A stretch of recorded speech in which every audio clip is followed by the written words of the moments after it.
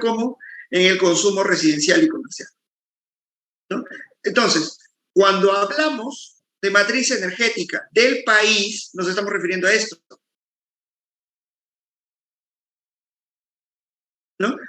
Que es un concepto totalmente distinto a este de acá, ¿no? Esto, que es la matriz energética del país, es totalmente distinta a la matriz de generación eléctrica, donde para el mismo año 2015 vimos que el 50.4% provino de hidroelectricidad, el 47.74% provino de termoeléctricas, ¿no? Y la eólica fue el 1.33% y la solar el 0.52%. 1.85% de renovable no convencional. Eso es para el año 2015. Para el año 2019-2020 las cosas han cambiado, ¿no? Porque ya no estamos en un 50-50, sino que estamos con un casi 60% para agua, para hidroelectricidad, si lo pueden apreciar acá, y un 34% para gas natural. Esto, el año 2020, es una referencia genérica, ¿no? Porque fue un año de pandemia. Entonces, en el año de pandemia lo que ha habido es una reducción de demanda de generación eléctrica, se redujo, como ustedes saben, seguramente lo han visto de los cursos anteriores, Sistema Potencia 2, el despacho de las unidades se hace por costos variables, ¿no? Se hace por un criterio que despacha primero a las unidades más baratas o que tienen un costo de operación más económico, y luego posteriormente despachan las más costosas. Entonces, las más costosas siempre van a ser la de gas natural, porque el costo variable de las hidráulicas es cero. Al haber menor demanda, lo que pasó en el 2020 es que se redujo la producción de generación térmica, ¿no? Que es más costosa que la hidroelectricidad, que tiene un costo de cero. Entonces, digamos, si vemos la matriz energética, ya en el 2021 hay una pequeña recuperación de la producción termoeléctrica. Un segundo.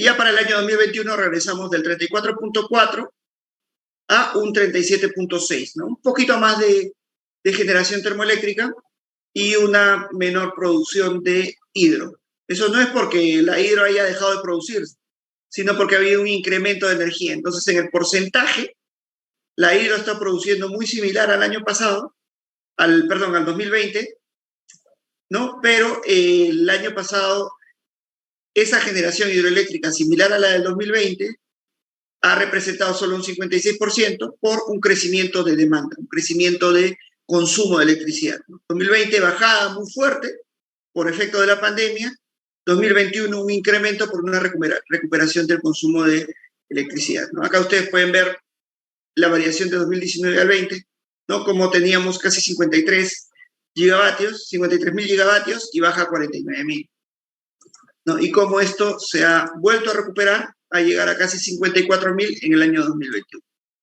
Un poquito más, algo más, 1.000 gigavatios más de lo que teníamos en el 19. ¿No? Es como un retraso en el crecimiento de la demanda eléctrica por efecto de la pandemia. Ok, entonces queda claro que hay una diferencia entre matriz energética y matriz de generación eléctrica, ¿no es cierto? Profesor, ahí tengo una consulta. Ahí en el gráfico muestra, en la matriz energética del Perú 2015, muestra que las hidros está en 33% entrando a la generación eléctrica y el gas natural está en 56%. Pero luego en la siguiente PPT, la gráfica me parece que era un 50-50 hidro más o menos. Sí, ¿No debería sí. tener alguna relación? O sea, ya, buena pregunta. Es una precisión. Estamos hablando de matriz energética del Perú. Acá estamos hablando simplemente de la matriz energética, o mejor, la matriz de generación eléctrica del CEIN. Aparte del CEIN, existen otros sistemas aislados, y también existe autoproducción por parte de una serie de compañías. Hay muchas compañías mineras que tienen centrales hidroeléctricas al interior de sus instalaciones, y esto no se contabiliza como parte de la matriz de generación eléctrica del CEIN. Este es el sistema, es una partecita, digamos. Falta la otra parte, que son los sistemas aislados, por ejemplo, Iquitos, por ejemplo, algunas zonas en Loreto, y falta también la autoproducción, ¿no? ¿La autoproducción de quién? La autoproducción de algunas compañías mineras, de algunas distribuidoras que tienen generación distribuida dentro de su área de concesión. Entonces no puede ser, esto es, digamos, más genérico, más global, ¿no? Y esto es de la parte eléctrica, no toda la parte eléctrica, sino la correspondiente únicamente al sistema interconectado nacional. Ok, listo, perfecto, claro. Ok, entonces acá vemos cómo ha ido variando también la potencia instalada en el Perú de 2019 al 2020. Básicamente han habido un total de 13.000 megavatios de potencia instalada, ¿no? Esto en su momento representa más o menos como un 80-70% de margen de reserva, que es otro concepto que también vamos a desarrollar más adelante a lo largo del curso, ¿no? Digamos, el tipo de generación eléctrica por consumo energético, otra vez del CEI, ¿no? Viendo que el 2018 el gas de camisea resulta como en 18.000, 20.000, 18.000 gigavatios. ¿Cómo sube, cómo se incrementa esto para el 2019 y cómo se reduce esto para el 2020 por efecto de la pandemia, ¿no? Sin embargo, en el caso del agua, en el caso de la generación hidráulica, ¿no? Ustedes ven que está prácticamente pareja la producción durante los 3 años. Entonces, porcentualmente, por eso es que vemos un mayor volumen de producción hidroeléctrica en el CEIN durante el 2020 en términos nuevamente porcentuales, en términos relativos, ¿no? Si lo vemos en términos absolutos, están muy parecidas las producciones. Esto es para ver el punto, la posición de Perú y Latinoamérica también con relación a la capacidad de producción en otras partes del mundo. Perú tiene unos 12.000, 13.000 megavatios de potencia instalada, esto hasta el 2017, por información de Ocinermin, ¿no? 13.000, 12.000 gigavatios, no, perdón, 12 gigavatios o 12.000 megavatios de potencia, ¿no? Para el 2015, mientras que en toda Sudamérica hay 318.000 megavatios, ¿no? Esto por una gran capacidad de producción de Brasil, Argentina. Nosotros podemos estar en el orden del consumo de 7.000 megavatios a hoy, pero Chile está en 14.000, un sistema más grande que el nuestro, un nivel de industrialización mayor también, un mayor volumen de consumo por una serie de cuestiones geográficas que voy a pasar a detallar más adelante, ¿no? Nosotros estamos, digamos, en un ranking intermedio de consumo de energía dentro de Latinoamérica, pero si lo vemos esto, digamos, comparativamente con lo que hay en Estados Unidos, en todo Norteamérica, ¿no? En México, Estados Unidos y Canadá, que tienen 1.335 gigavatios, ¿no? O Europa, que tiene 1.427 gigavatios. Estamos hablando, pues, de volúmenes importantes. Estamos hablando de 1.427.000 megavatios en Europa, ¿no? Es una capacidad, pues, muy, muy, muy grande. Mientras nosotros tenemos 12.000 en el Perú, en Europa hay 1.427.000 megavatios instalados, ¿no? En África, por su menor nivel de desarrollo, 167.000 megavatios instalados. Oceanía, con una muy baja cantidad de población y con zonas, digamos, de población geográficamente ubicadas en determinados puntos nada más, tenemos 80.000 megavatios. Y Asia, bueno, que no incluye, pues, Rusia, que es un gran productor de energía, China, que es la fábrica del mundo, India, que tiene una población de 1.500 millones de personas, estamos hablando de 2.881.000 megavatios, ¿no? O sea, la capacidad instalada en Asia es increíblemente grande.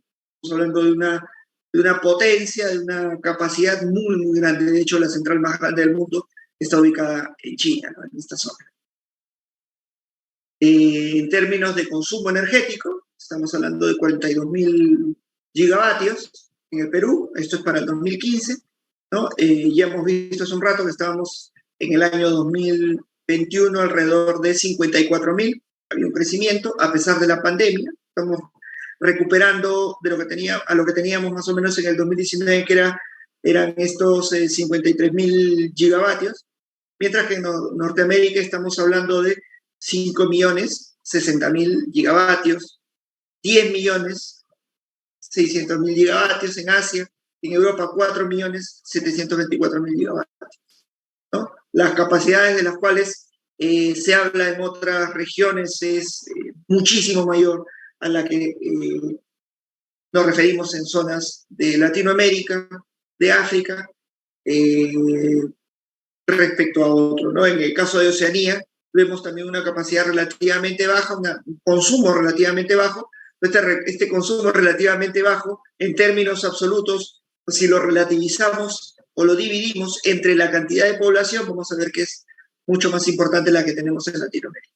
Pero acá también yo tengo que hacer una precisión, ¿no? No solamente se trata de desarrollo tecnológico, sino también de condiciones ambientales. En otros países del mundo, las condiciones ambientales son muy agresivas, ¿no? Por ejemplo, en Norteamérica, en Estados Unidos, en la zona de Nueva York, de Chicago, hace mucho calor en verano, muchísimo calor, lo cual obliga a que las personas tengan que usar aire acondicionado.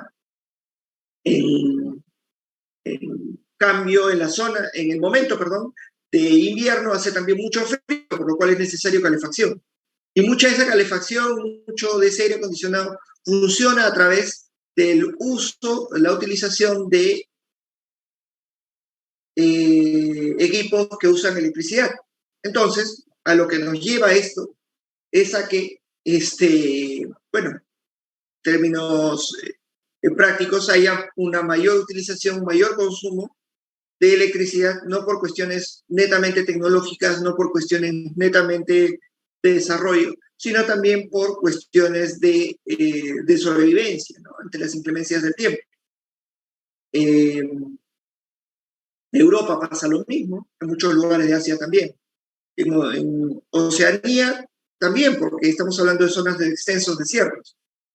Sin embargo, en la zona de Latinoamérica, por ejemplo, en el Perú, las variaciones pues, de temperatura no son tan significativas entre verano e invierno, ¿no? Podemos estar en el mínimo, en el peor de los casos, en Lima en 12 grados, invierno, podemos estar hasta 25, 28 grados en verano, ¿no? Hay un mayor uso, sí, de aires acondicionados en Lima, pero eso todavía no se ha, digamos, llevado a una utilización masiva en todo el país. Entonces, si bien es cierto, hay algunas fluctuaciones, nosotros pues con abrigarnos bien en un día de invierno, estamos tranquilos, y nosotros abriendo las ventanas, teniendo una cierta circulación del viento dentro de nuestras casas, podemos también manejarnos en verano, ¿no? Podemos prender también nuestros ventiladores, no tenemos esa necesidad tan fuerte de tener un aire acondicionado donde un verano puede llegar el nivel de temperatura a 45 grados. Acá no tenemos esas variaciones, esas diferencias tan grandes en cuanto a la inclemencia del clima. Sin perjuicio de lo cual, sí tengo que decirles que debido, sobre todo a partir del 2007, 2008, que hubo un desarrollo importante en términos económicos en el país, eso es innegable, lo vamos a ver más adelante cuando veamos la demanda eléctrica, ¿no? Ha habido un desarrollo bastante importante en el país en el 2006, 2007, 2008, no había un incremento bastante importante en las condiciones económicas del país. Yo creo que han sido años muy buenos, ¿no? Del desarrollo del país, si lo vemos en términos numéricos. A partir de esa época y hasta hoy, conservándose en algo esa tendencia, ¿no? La gente ha empezado a usar más aires acondicionados y por eso lo que hemos venido notando a lo largo del tiempo es que el nivel de máxima demanda, de máximo consumo en el país en la época de verano suele darse alrededor del mediodía, ¿no? Por el uso, por la utilización de aires acondicionados de ventiladores en las casas, en las oficinas. Ya en la época de invierno, ya la máxima demanda vuelve a pasar a ocurrir en las horas de punta, ¿no? Estamos hablando de las 6, 7, 8 de la noche, ¿no? Por el uso más que nada de sistemas de iluminación, la gente llega a su casa, prende sus equipos, entonces ahí se nota un mayor uso de electricidad. Esto, para cualquiera que de repente trabaje en el COES, esté haciendo sus prácticas ahí, no se condice con lo que dice la normatividad, ¿no? O sea, la normatividad establece de que la máxima demanda ocurre entre las 17 y las 23 horas. Eso es por norma, ¿no? Yo lo que les estoy comentando es la máxima demanda, el máximo consumo que se da en verano e invierno. Máxima, no por norma, no la que definimos. ¿Cuál es la máxima que ocurre en este periodo? No, esa no. Si no estoy refiriéndome a la máxima demanda que ocurre en cualquier momento en el país, ¿no? Eso lo podemos apreciar nosotros claramente acá en la página web del COES, que voy a pasar a proyectar, ¿no? Donde, por ejemplo, nosotros podemos ver el reporte máxima demanda. No, esta es la máxima demanda, bueno, del mes de marzo.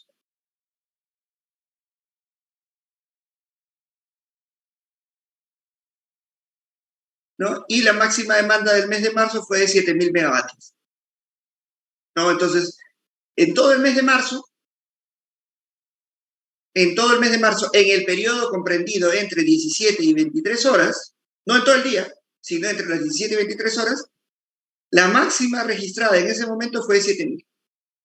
Es muy probable que si nosotros extendiéramos la evaluación desde las 00 horas hasta las 24, encontraríamos que para marzo la máxima demanda debe haberse dado a las 12 del mediodía con 7.200 megavatios.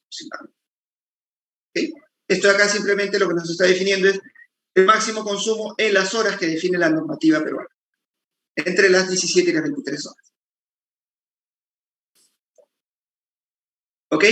Esto de acá, bueno, es básicamente una referencia del mix de generación que hay en otros lugares. Ya hemos visto cuánto es la totalidad. Ahora hay que ver cuánto es de esa totalidad la distribución de tipo de fuente de energía.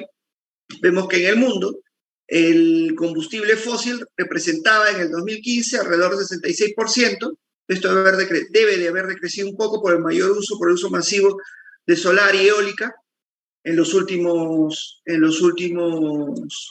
años. La hidroelectricidad representa el 19.4% y, bueno, el resto de energías, lo que se muestra acá. En Sudamérica la situación cambia, ¿no? Porque Sudamérica tiene un volumen de generación hidroeléctrica bastante importante, bastante significativo, ¿no? Que es de 54.6% para hidro y 43.1% para combustible fósil, ¿no? O sea, termoeléctrica.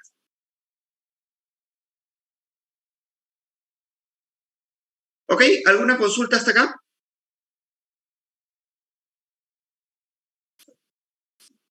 Profesor, ¿y usted sugeriría que se debería hacer un cambio en esa normativa para que la máxima demanda ya no sea solo en ese tramo de hora punta? Bueno, no sabría decirte, no he hecho una revisión de qué cosa es lo que convendría, ¿no?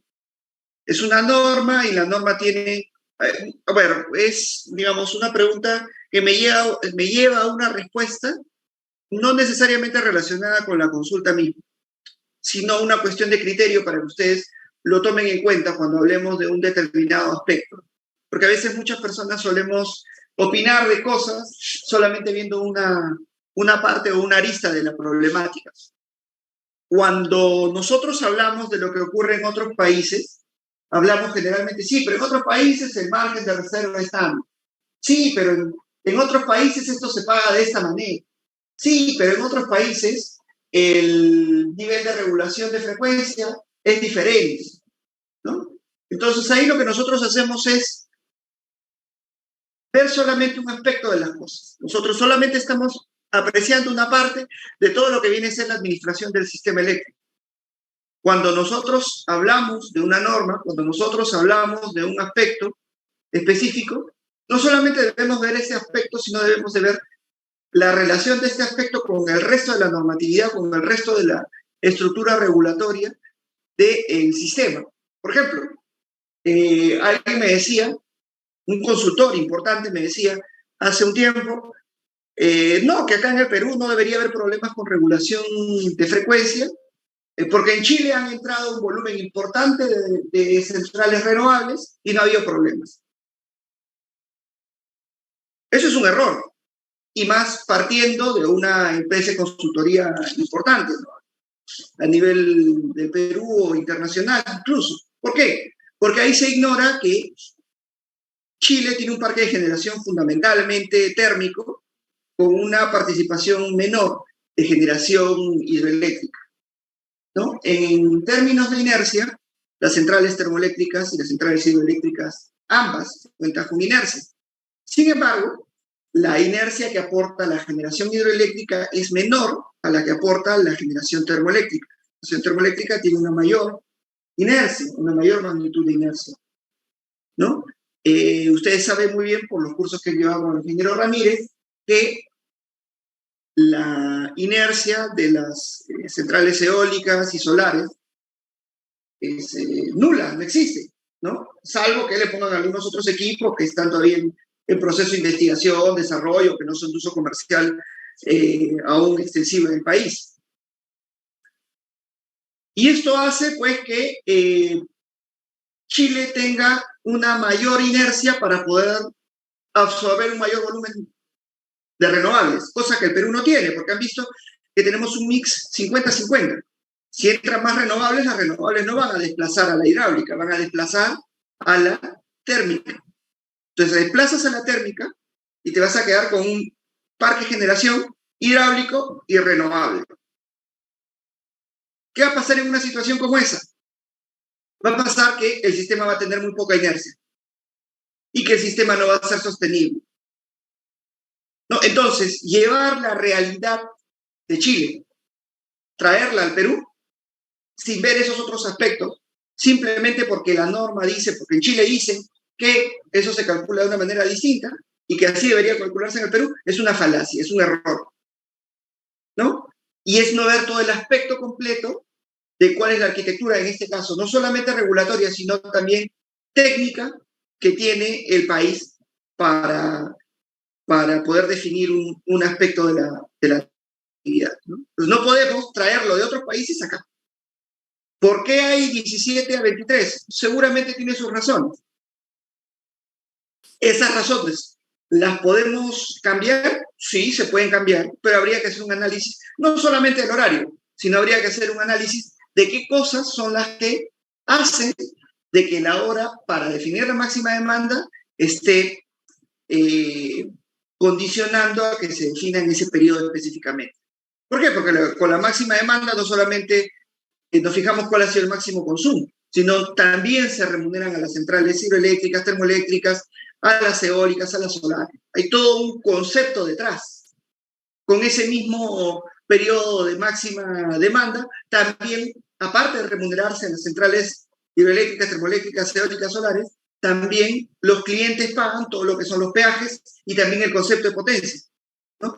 Peaje por sistema principal de transmisión, peaje por sistema garantizado de transmisión, todos los conceptos referidos a los peajes y todos los otros, digamos, conceptos adicionales asociados y metidos dentro del peaje principal están siendo definidos, calculados y pagados en la hora de máxima demanda. Hay muchas empresas que lo que hacen es consumir más en hora fuera de punta, ¿no? Entre las 23 horas y las 17, y reducen su consumo en la hora de punta para pagar menos peaje. Han ya definido una forma de operación basada en ese criterio. Esté bien o esté mal, y eso es una cuestión de cada empresa, ¿no? Pero eso cambiaría si se define la máxima demanda en un distinto horario. O sea, hay que mirar todos los aspectos que están asociados a un determinado indicador. Entonces yo no podría decir de buenas a primeras, no, me parece bien, me parece incorrecto. ¿Por qué? Porque hay que mirar todo. De repente, haciendo ese cambio, te empiezas a tumbar otras empresas. Empresas no del ramo eléctrico, sino del ramo industrial. que hacen esa variación para tener un menor pago en diversos aspectos, y eso les da viabilidad económica. Entonces, cambias ese pequeño indicador, que sea todo el día, lleno de 17 a 23, y empiezan a quebrar empresas, y se deja a mucha gente sin trabajo, ¿no? Entonces, hay que hacer un análisis profundo, hay que hacer un análisis extenso, un análisis holístico de todas las cosas que afectan a la industria, ¿no? Sistema eléctrico, la industria eléctrica, es una cuestión tan compleja porque tú puedes ajustar un tornillo por un lado, pero se acaba desajustando por otro. Entonces hay que tener en cuenta todas las características, hay que tener en cuenta todos los aspectos para poder definir una norma, ¿no? No es tan fácil, porque y yo creo que no todo el mundo lo hace de esa manera. De buena fe, hacemos un cambio, hacemos una modificación, y lamentablemente eso va a tener una consecuencia en algo que ni nos imaginamos, ¿no? Por eso es que es importante también que nuestras autoridades también sean gente pues, que conozca, que sepa de la industria, ¿no? No puede venir alguien de buenas a primeras a decir, no, esto se hace así, listo. No tiene la menor idea de qué cosa que lo que hay detrás. Como digo, hay muchos criterios, hay mucha relación entre diversos aspectos que pueden cambiar, pueden generar consecuencias, ¿no? Si es que estas no se toman en cuenta. Podríamos cambiar lo que mencionábamos, las horas, pero hay que tener en cuenta que probablemente algunas empresas empiecen a quebrar. ¿Vale la pena o no vale la pena que estas quiebren? No, todo eso hay que mirar, todo ese aspecto. Listo. Pasamos a lo que viene a ser innovación tecnológica. Y acá esto viene muy relacionado con lo que acabamos de hablar hace un rato, ¿no? Yo les quiero dar un consejo, ¿no? Que es en general importante, que es muchas veces nosotros pensamos que las normas resuelven las cosas. Una norma nos va a hacer potencia mundial. Una norma nos va a convertir en un país feliz. Una norma nos va a cambiar la vida. Y eso no necesariamente ocurre, ¿no? Y no necesariamente ocurre porque las cosas, porque la vida, porque la sociedad no siguen normas. Lo que ocurre en la realidad es que las cosas se van adaptando. Por eso es que las normas tienen que ser lo más sencillas posible para que todo el mundo las pueda entender. Siempre cuando aparece un determinado problema, puede haber una solución normativa, ¿no? Y va a definirse una nueva norma. Pero también puede haber una solución tecnológica, que es donde nosotros entramos, ¿no? Y esa solución tecnológica va a traer como consecuencia una nueva tecnología. De estas dos soluciones, una nueva norma o una nueva tecnología, siempre una solución más robusta va a ser una solución tecnológica. Por ejemplo, dependencia del petróleo, contaminación del aire y cambio climático. Es un problema, ¿no? La solución normativa es prohibición de uso de autos particulares. Se puede hacer una norma, ¿no? La gente ya no va a usar auto particular, ahora va a usar solamente su ómnibus para irse a su trabajo, para irse a su casa, que se cancela. Pero existe otra solución, una solución tecnológica de innovación, que puede ser la electromovilidad, ¿no? ¿Qué es más robusto? Que la gente por ahí, por lo bajo, trate de viajar en su auto particular o en su auto particular con otras personas, haciendo colectivo, tratando de sacarle la vuelta a la norma, o encontrar una solución tecnológica robusta. Obviamente siempre una solución tecnológica y robusta es lo mejor, ¿no? Y eso pasa para todos. Otro problema, por ejemplo, te dicen la matriz del país tiene un alto porcentaje de diésel o de líquidos de gas natural. Eso hay que cambiar por norma. Ya, pero ¿qué alternativas hay? ¿De qué manera podemos encontrar una solución distinta? No, la norma dice que tenemos que hacer esto. Ya, pero en la cabeza tiene que encontrarse también algún tipo de solución, algún tipo de alternativa. No hay, porque el legislador no tiene en la cabeza esas otras alternativas. El legislador solamente dice, oye, yo quiero reducir, quiero cambiar la matriz energética por no. Perfecto. ¿Cómo? No sabe, no tiene la menor idea. Esa es la solución normativa, la solución a la bruta, digamos, ¿no? Por decirlo entre comillas. Pero la otra solución es la adopción de nuevas tecnologías, pero de manera natural, ¿no? No a la loca, tampoco. Y esto lo pongo como ejemplo, porque nosotros en el 2010 adoptamos el compromiso de tener el 5% de nuestra generación eléctrica que venga de fuentes renovables no convencionales, solares y eólicas. ¿Qué cosa trajo eso? Que, bueno, vieron ciertas centrales que se construyeron en ese momento. ¿Cuánto estaban esas centrales en aquel momento? Una solar estaba en el orden de $250 por megavatio hora. Hoy, esa misma solar, pasados 12 años, ¿no?, está en el orden de $25 o $30 por megavatio hora. ¿Nos ganaba algo por haber tenido durante 12 años esa solar? No, porque no hemos adoptado naturalmente la nueva tecnología. Perú puede ser un país que pueda desarrollar nuevas tecnologías en lo que le corresponde, en aspectos forestales, en lo que tiene una verdadera ventaja competitiva. Hay otros aspectos que nosotros no estamos desarrollando y por lo tanto debemos ser tomadores de tecnologías. Pero no debemos tomar la tecnología cuando está aún en fase de investigación y desarrollo, sino cuando ya esta tecnología está madura, ¿no? Entonces debemos adoptar las nuevas tecnologías, pero en el momento en el cual ya su uso, su posibilidad de que sea adoptado de manera mayoritaria por la sociedad es natural. ¿Por qué? Porque no vas a necesitar un incentivo, sino que naturalmente la gente, porque ahorra más, lo va a tomar. Hay una norma, por ejemplo, que ha salido, no sé si este año o el año pasado, a finales, del Ministerio del Ambiente, donde dice que el 30% de la generación eléctrica tiene que ser renovable hacia el 2030. Perfecto. Felizmente es solamente una recomendación. Imagínense que sea una obligación. Ese sería un error, porque no se han visto los aspectos técnicos de si realmente el sistema puede operar con ese nivel de generación renovable no convencional. Porque tendrían que operar nuevamente hidroeléctricas más renovables, no hay inercia. Tendrían que comprarse equipos para que den inercia. ¿Cuánto cuesta eso y quién lo pagaría? Probablemente la demanda, un incremento de tarifa eléctrica. ¿Vale la pena hacer eso cuando ya tienes un determinado parque generador? Sí. Ustedes tienen que responderse eso.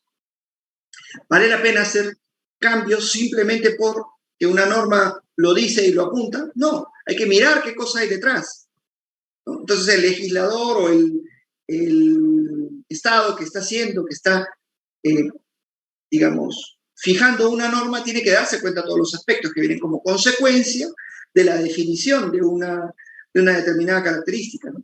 Porque 30% de generación renovable implica que en determinado momento en el día va a haber por lo menos 60-70% de generación renovable no convencional. Un sistema como el nuestro no está capacitado para operar de esa manera, ¿no? Salvo que se instalen equipos, sean inversiones muy grandes, inversiones que alguien tiene que pagar, inversiones que yo no sé si la demanda esté dispuesta a pagar, ¿no? Entonces, todos esos aspectos hay que tomar en cuenta antes de dar una norma. ¿Suena muy bonito? Sí, perfecto. Suena muy bien. 30% de generación renovable no convencional hacia 2030. ¿Alguien ha tenido en cuenta cuáles son los temas asociados que vienen como consecuencia de tener esa matriz de generación eléctrica? Nadie. Les cuento una cosa. En el mes de marzo de 2020, cuando dio inicio la pandemia, a nosotros nos encerraron, todos lo saben, ¿no? Esto hizo de que el volumen de generación se redujese, porque muchas minas pararon, los centros comerciales se cerraron, las oficinas se cerraron y la demanda cayó estrepitosamente, la demanda de electricidad. Como les he dicho al principio de la clase, el despacho de las centrales eléctricas se hace por costos variables, ¿sí? Las centrales más baratas primero son las que despachan y luego las más costosas. Obviamente se quedan las hidráulicas porque las hidráulicas son centrales que tienen un costo variable cero, mientras que las centrales termoeléctricas ya tienen un costo variable y esas son las que se empezaron a sacar fuera de servicio, ¿no? Entonces nos quedamos con las hidráulicas y nos quedamos con una generación renovable y una que otra termoeléctrica por ahí, ¿no? Con la bajada de generación, la bajada de consumo fue bastante drástica, bastante dramática. ¿Qué es lo que sucedió? Que se empezaron a presentar oscilaciones de potencia, ¿no? El sistema no fue capaz de soportar el consumo de electricidad de la demanda únicamente con generación hidráulica y con generación no convencional, ¿no? Tuvo el operador del sistema, que en este caso es el COES, que solicitar que se pongan en servicio ciertas centrales, ciertas unidades de generación termoeléctrica, ¿no? ¿Por qué? Porque estas son las que brindan inercia al sistema. El sistema pudo, de una u otra manera, sostenerse por la presencia de unidades termoeléctricas que operaron forzadas durante esos días, ¿no? Si no, cualquier cosa que hubiera pasado hubiera generado un apagón general o incluso un colapso del sistema. En una situación así, donde había respiradores, donde había mucha gente conectada a sistemas eléctricos a sistemas que utilicen electricidad para poder sobrevivir, hubiera sido una tragedia brutal, ¿no? Entonces no es tan sencillo, como digo nuevamente, dar una norma y decir, no, hay 30% renovable, ¿no? Y ahí todos los demás aspectos, ¿dónde están? ¿Hay un análisis? ¿Hay alguna evaluación? ¿Hay algún estudio que pueda confirmarnos que el sistema es capaz de soportar eso? Y si esa evaluación y ese estudio dicen que no es posible, ¿qué costos adicionales en nuevos equipamientos se requiere para poder sostener el sistema?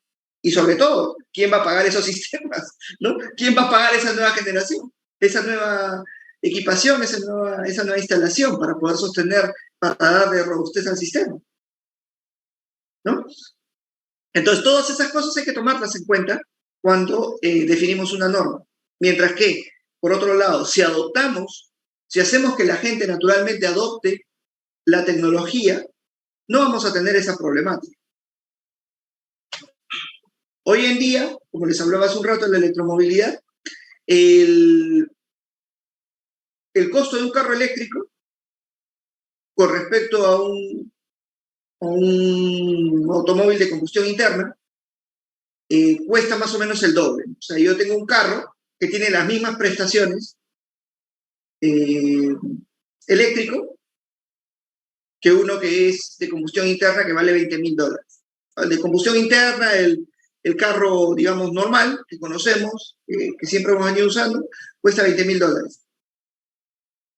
El mismo auto, pero con tecnología de electromovilidad, el mismo auto con el mismo tapiz, el mismo sistema de entretenimiento, su equipo multimedia, Apple CarPlay y todas esas vainas, igualito, ¿no? Cuesta $40,000 en el sistema eléctrico. ¿Qué va a comprar la gente? Va a comprar el carro de combustión interna, porque es más barato, cuesta la mitad. Es lo natural. A pesar de que, si yo hago la comparación en términos de costo, ¿no? Un volumen energético de consumo del auto eléctrico, ¿no? Nos va a costar como 10 y en el auto a combustión interna nos va a costar como 10 y en el auto eléctrico nos puede costar como 3 o como 4, ¿no? Pero el primer costo, la primera inversión, nos va a salir muy cara, ¿no? En el auto eléctrico, cuesta el doble.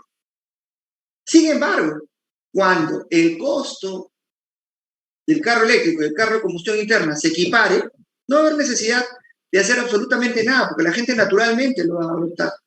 Entonces, si yo tengo un carro que me cuesta $20,000 y otro carro que me cuesta $20,000 y uno de ellos me hace gastar al mes, no sé, 50 soles, mientras el otro me hace gastar 200 soles, voy a preferir el más barato, ¿no? Y esa misma adopción masiva lo que va a permitir es que las electrolineras empiecen a desarrollarse, va a permitir que toda la infraestructura eléctrica que requiere el país para poder utilizar ese tipo de tecnologías también se desarrolle inmediatamente. Si nosotros hoy dictamos una norma para decir, no, ahora todos los carros tienen que ser híbridos al menos y eléctricos, nada más, y combustión interna ya no, estamos cometiendo un error, porque no estamos dejando que naturalmente la tecnología evolucione y que esa tecnología la podamos adaptar, la podamos usar de manera natural en nuestra sociedad. Entonces, si forzamos las cosas a través de normas, sin tomar en cuenta diversos aspectos, podemos caer en errores muy grandes que terminan siendo pues pagados por la sociedad. O sea, estas centrales renovables que cuestan $250, tenemos que terminarla de pagar por 15 años, ¿no? Entonces, todavía hay que seguirlas pagando. Ustedes podrán decirme qué beneficio trajo. Hemos esperado ahora, las hubiéramos instalado y naturalmente se iban a instalar. ¿Por qué? Porque el costo iba a ir decreciendo. Y de esto precisamente viene esta parte, ¿no?, de la clase, que es el hecho de que haya una nueva tecnología no implica que esta tecnología ya se pueda usar. La nueva tecnología se puede usar cuando no solamente está disponible, sino también cuando ya esta nueva tecnología tiene un costo razonable para la sociedad. Una vez que la tecnología exista y tenga un costo razonable, es posible el uso masivo, natural, por parte de la sociedad de esta nueva tecnología. Un ejemplo, cuando yo estaba en la uni, ¿no?, a finales de los 90, lo que yo veía era de que muy pocas personas tenían teléfono celular. No era una tecnología nueva, en desarrollo, ¿no? Hoy por hoy, el que menos tiene celular, hasta la mascota tiene celular. ¿Por qué? Porque la tecnología ya ha seguido su curso y sin necesidad de realizar procedimientos de promoción especial ni nada de eso, ya contamos con la nueva tecnología. Todo el mundo lo usa, porque ya ha sido, ya es considerada una tecnología, no solamente que existe, sino también que tiene un costo asequible. Todo el mundo tiene su celular, cosa que antes no era posible, ¿no? Poco a poco ha ido, digamos, volviéndose más barata, ha permitido que más gente vaya teniendo acceso y ahora no solamente tenemos comunicación como en aquel momento, que teníamos solamente teléfonos y mensajes, sino también tenemos teléfono, mensajes y es un equipo multimedia y es una computadora en términos prácticos. Muchos de ustedes de repente están escuchando esta clase precisamente con un celular, cosa que era impensable en ese momento, en 98, 99, 2000. ¿No? Imposible. ¿Por qué? Porque no era una tecnología barata, era una tecnología costosa, ¿no? Algunos profesores tenían el equipo, algunos alumnos también que tenían ciertos recursos económicos tenían también sus equipos, pero no es que todo el mundo lo tenía. O sea, una cosa muy, muy, muy particular. No había un uso masivo de la tecnología. Igual está pasando con las centrales solares. Las fotovoltaicas, como le decía, en 2010 tenía un costo de $250 por megavatio hora. ¿Era de uso masivo? No. Habían que generarse mecanismos de promoción de la tecnología. Hoy por hoy cuestan $30, menos incluso que una central termoeléctrica, una central hidroeléctrica. ¿Es posible un uso masivo? Sí. ¿Lo estamos viendo dónde? En Chile. No, donde no tienen problemas de inercia, donde no tienen problemas por su misma concepción del sistema ante una adopción masiva de esta tecnología y la están usando. Acá podríamos usarlo, sí, tranquilamente, pero hay que ver también y hay que analizar los otros aspectos para que eso no nos vaya a afectar, ¿no? Entonces, una innovación tecnológica no solamente es contar con la tecnología, sino que también la nueva tecnología está a un precio asequible. Acá, por ejemplo, vemos esa evolución, ¿no? En el 83, las celdas fotovoltaicas costaban alrededor de $20,000, ¿no?, por kilovatio. Luego ha ido bajando, acercándose estamos hablando de 1998, a $5.000, $6.000. Hoy ya eso ha bajado, está en el orden de $800, $900 por kilovatio. Ha ido bajando. Entonces, ¿la tecnología existe? Sí. ¿Desde cuándo? Desde el 83, 81, ¿no? Perfecto. Pero esa tecnología, por el hecho de que exista, no significa que se pueda utilizar masivamente. Lo mismo pasa con la generación eólica, ¿no? En el 82 existía. ¿Cuánto costaba? Alrededor de $3.000, $4.000, $5.000. Hoy eso ya ha bajado. Las turbinas a gas. Las turbinas a gas empezaron en los años 40, ¿no? Como es una tecnología que se deriva de los motores que se utilizaban en los aviones, ¿no? Se vio que, digamos, eran equipos confiables y que generaban una cierta potencia mecánica que podría ser transformada en potencia eléctrica a través de algún equipamiento, y valía la pena por su gran confiabilidad. Se empezó a desarrollar la tecnología de las turbinas a gas y poco a poco se llegó a una adopción masiva, cosa que tenemos el día de hoy. Lo que está pasando con las solares es lo que les estoy comentando. Ustedes ven acá cuál era el costo y cómo este está bajando poco a poco.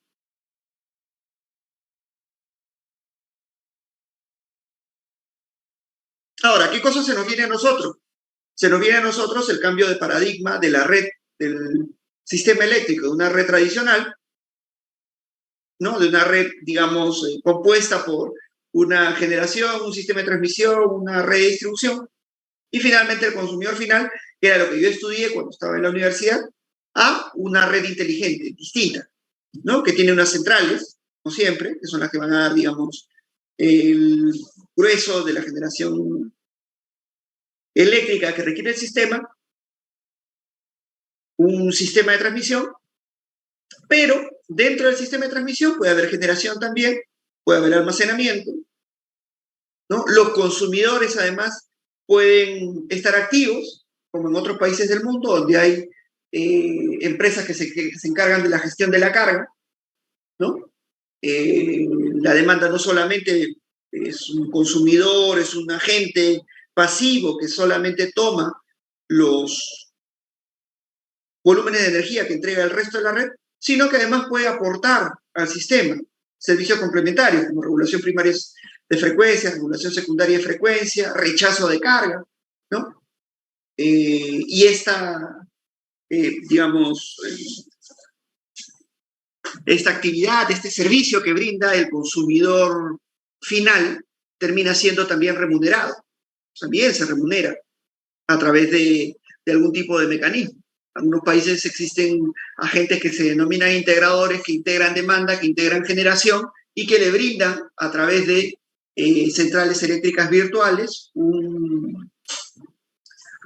un servicio determinado al operador del sistema, y el operador del sistema le remunera al integrador para que éste a su vez remunere al integrador por los servicios que ha brindado durante el mes, ¿no? Los ahorros que ha generado en la operación del sistema eléctrico.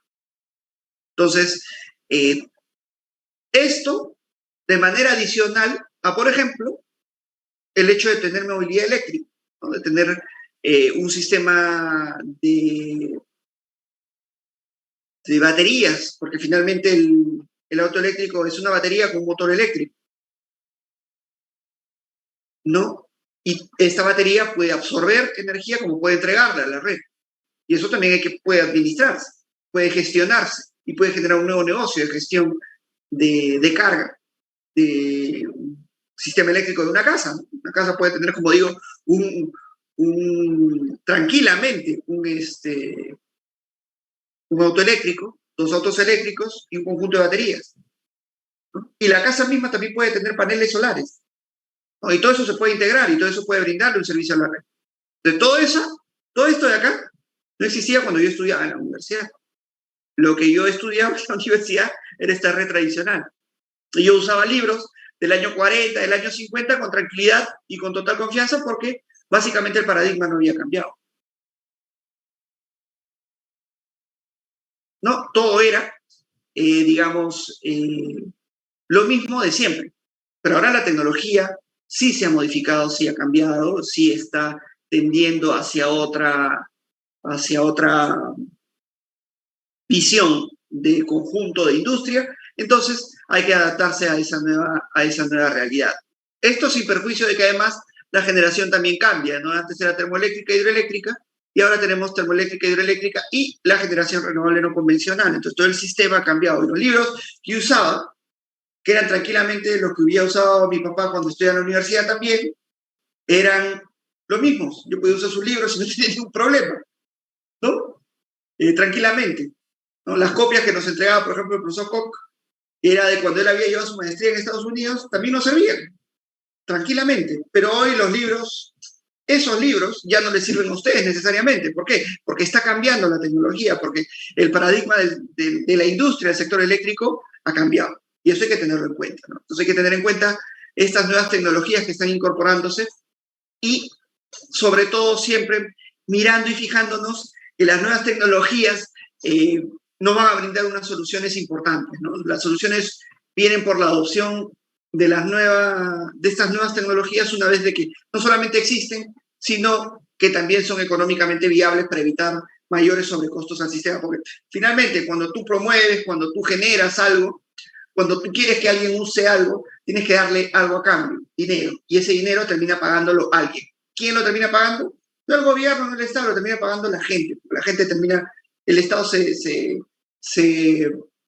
sostiene por los impuestos que paga la gente. Entonces, ¿vale la pena hacer que la gente pague por algo que podemos esperar algo más para tener un uso masivo, barato y confiable?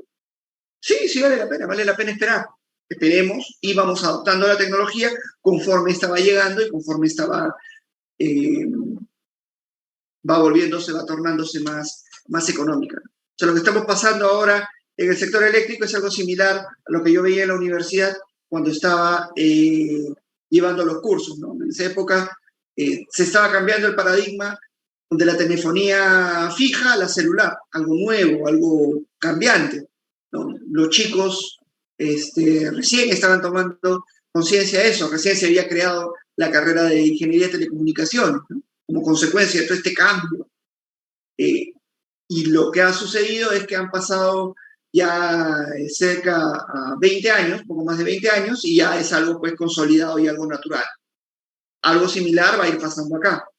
Esto que estamos hablando ahora como un cambio tecnológico, como algo que es novedoso, ¿no? Va a ir pasando el tiempo, se va a sentar, se va a volver algo de uso cotidiano y probablemente en unos 10, 15 años esto de acá ya sea pues lo de uso común. Todos ustedes lo van a seguramente gestionar, lo van a trabajar. Y a gente como yo ya habremos salido más bien del mercado probablemente.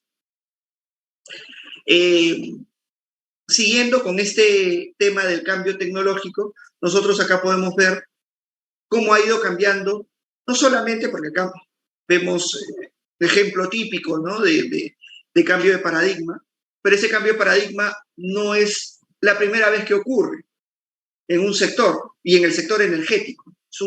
Es un cambio que ha venido ocurriendo continuamente, solamente que nosotros hemos nacido en un momento en el cual esto no nos ha, digamos, afectado, no ha tenido una evidencia clara para nuestros efectos, ¿no? Por ejemplo, en el mundo, en términos energéticos, en 1800 se usaba fundamentalmente madera, ¿no? Fue pasando el tiempo y se empezó a usar carbón. Fue pasando el tiempo y el carbón fue reemplazado por petróleo. Luego el petróleo por gas. Si se dan cuenta, la generación eléctrica, termoeléctrica, a gas natural y con diésel no es muy diferente, por lo cual no ha habido un cambio tecnológico, sino solamente un cambio en términos de combustible, ¿no?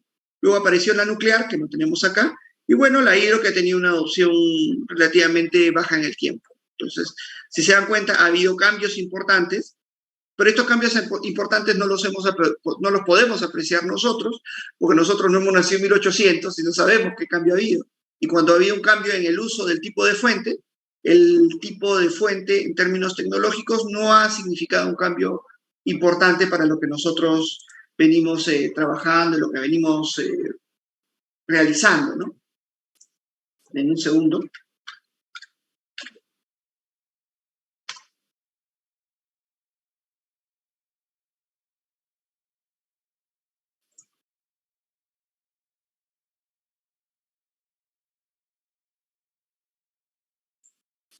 Un segundito a ver si puedo encontrar una presentación.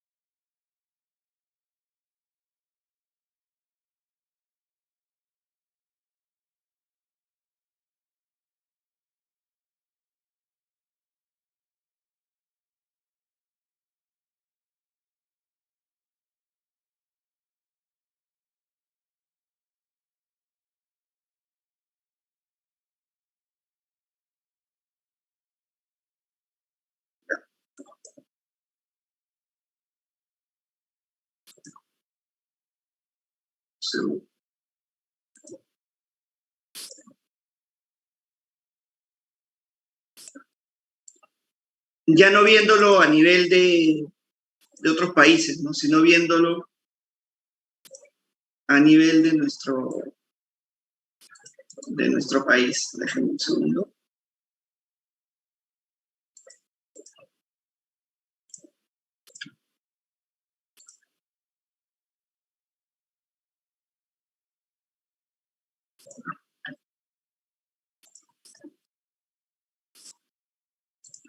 Ya. A ver, esto de acá es bastante interesante de ver, ¿ya? Porque es, digamos, la evolución de la energía en nuestro país, ¿no? Eh, Generalmente no lo muestro, pero me parece interesante dado el enfoque que le hemos dado a la clase. En el año aproximadamente, ¿no? 1850, en el Perú, en Lima, ¿no? El Estado le da la concesión del alumbrado público a una empresa que se llamaba Compañía de Gas de Lima. Hoy la concesión, una concesión muy larga, ¿no? De 1851 a 1926, miren el periodo de la concesión, ¿no? Que le brindo. Para que pongan, en el 51, 500 faroles, 55.000, y en el 83 ya había 2.550 faroles. Todos los faroles de la zona centro de Lima se alumbraban con gas, ¿no? Con gas asociado de petróleo, eso, bueno, había gas natural en aquel momento, el gas asociado al petróleo. Pero en el tiempo surge una nueva tecnología, ¿no? Surge la tecnología eléctrica. Si se dan cuenta acá, la concesión había sido brindada hasta 1926, ¿no? Estamos hablando acá de casi 75 años de concesión. Es algo increíble para lo que podíamos nosotros, podemos considerar nosotros razonable, ¿no? Porque hoy estamos claros que la tecnología evoluciona, pero en aquel momento las tecnologías no evolucionaban de una manera tan agresiva como lo hace ahora. No es como si hoy día, 2022, le demos la concesión a alguna empresa para que brinde un determinado servicio hasta el 2097. Absurdo. Pero bueno, se le otorgó la concesión para que ilumine Lima a esta compañía de gas desde 1851 hasta 1926. Pero ¿qué pasa? Que en el año 1884 llega una empresa que generaba o que tomaba las tecnologías que se habían desarrollado en otros países en cuanto al tema eléctrico, ¿no? Esta empresa instala su primera central en la cuadra 1 de Paseo de la República, ¿no? Y también empieza a querer brindar el servicio de iluminación. Pero ¿qué pasa? Que ahí hay una empresa que tiene la concesión y esta empresa que tiene la concesión se opone. ¿no? ¿Cómo van a entrar si yo ya tengo la concesión y yo tengo una tecnología que es mucho más confiable, probada? El Estado, una decisión lógica, lo que dice es que ambas empresas compitan. Lo que pasa en el tiempo es que esta empresa de gas compra la empresa eléctrica para sacarla del mercado. Pero tú no puedes ir contra el desarrollo tecnológico. ¿No? Es como, así como no podemos forzar de que entre una nueva tecnología, ¿no? Dándole promociones, haciendo que la gente pague más por un determinado tipo de tecnología, tampoco podemos forzar que la gente permanezca con una tecnología que no es viable, o que ya deja de ser tan económica, o que deja de tener las mayores facilidades con respecto a la nueva tecnología, ¿no? Entonces, ok, esta empresa pudo haber comprado la primera empresa eléctrica peruana, pero igual nació otra empresa. Ahí nomás, 10 años después, en 1895, nace otra empresa, la empresa de Fuerza y Luz Eléctrica. Construye una central en la zona de Santa Rosa, ¿no? Y empieza a brindar el servicio eléctrico.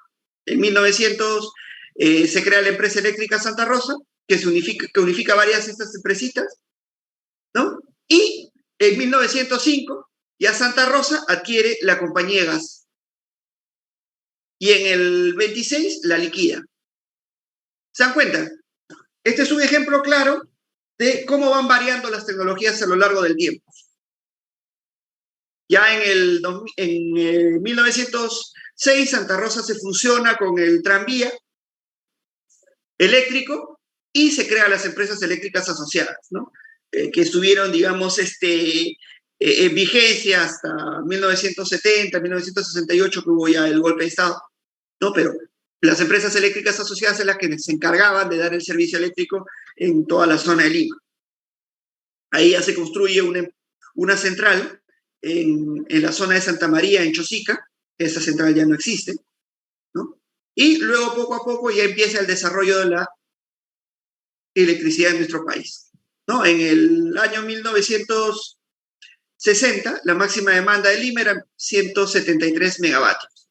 Y ya se empiezan los estudios para la construcción de la central eléctrica Huinco. Todo esto bajo las empresas eléctricas asociadas, ¿no? Una empresa de capitales peruanos y suizos que estuvo activa en el Perú hasta más o menos el año 71, 72, en que todo se estatiza, ¿no? Se vuelve todo Electroperú, Electrolima, y luego ya posteriormente sabemos el desastre que todo eso nos trajo como consecuencia, con un 45% de solamente la población peruana que tenía acceso a la electricidad, ¿no? Y tuvo que liberalizarse el sector eléctrico, porque todo eso que se hizo, que supuestamente si el Estado lo manejaba y todo eso, no sirvió, ¿no?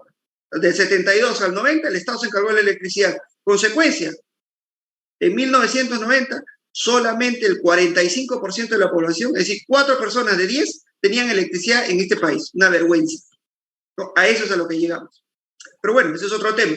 El asunto es que, viéndolo, digamos, ya regresando desde el punto de vista tecnológico, acá nosotros podemos ver cómo una tecnología antigua fue rebasada por una nueva tecnología.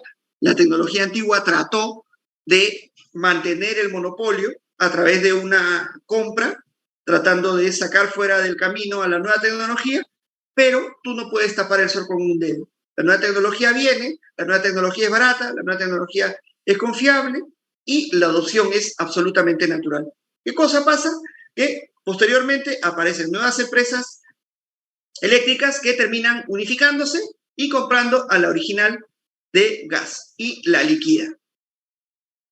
¿Ok? Posteriormente esa empresa eléctrica se junta con los otros servicios eléctricos también que se brindaban y se crea una empresa eléctrica asociada en el país, ¿no? Que estuvo vigente hasta el año 70 aproximadamente. ¿Ok? Regresamos a nuestra otra presentación. Segundo.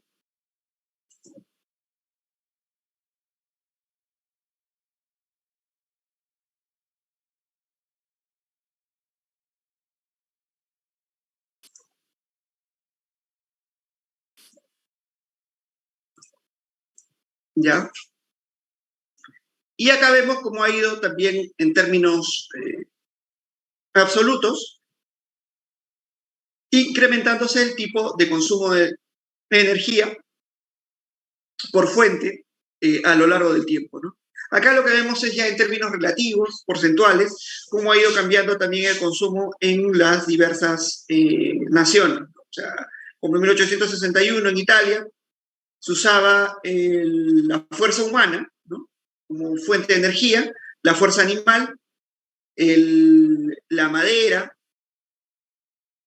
el agua también, ¿no?, el agua, el viento con pequeños molinos. Luego empieza que haya un uso más robusto del carbón, aparece el petróleo, ¿no?, el gas natural, y empieza a aparecer ya electricidad, y se van reduciendo estos otros usos, ¿no? Lo mismo pasa en Canadá, lo mismo pasa en Alemania, lo mismo pasa en España, ¿no? Y lo mismo ha pasado en nuestro país, donde vemos que, bueno, hay una evolución del tipo de tecnologías, una evolución del tipo de consumo, y como siempre, cada cierto tiempo hay transición. Nosotros tenemos simplemente que adaptarnos a esta nueva transición. Lo que pasa es que, como les digo, las transiciones anteriores nosotros no las hemos visto. Entonces, si nosotros hubiéramos nacido en 1800, si hubiéramos vivo, diríamos, no, esto ya pasó en 1890, en 1895. Ya es una cosa que ya ha sucedido, ¿no? Pero como nosotros hemos nacido en el 70, 80, 90, 2000, esto es algo nuevo para nosotros y es un cambio de paradigma. La primera vez que hay este cambio de paradigma, no. Es un cambio de paradigma que ya ha ocurrido anteriormente, solamente que en en periodos muy, muy anteriores a nuestra propia conciencia. Y además, seguramente lo sabríamos si nosotros tuviéramos algún curso que nos explicase este tipo de situaciones, ¿no? Pero no, es algo que ya ha pasado, es algo que va a seguir ocurriendo probablemente en el futuro, y lo que nos queda ahora es adaptarnos a esta nueva situación, a este nuevo paradigma. ¿Ok? Bueno, ahí está también la bibliografía, y eso es. No sé si tienen alguna pregunta hasta acá.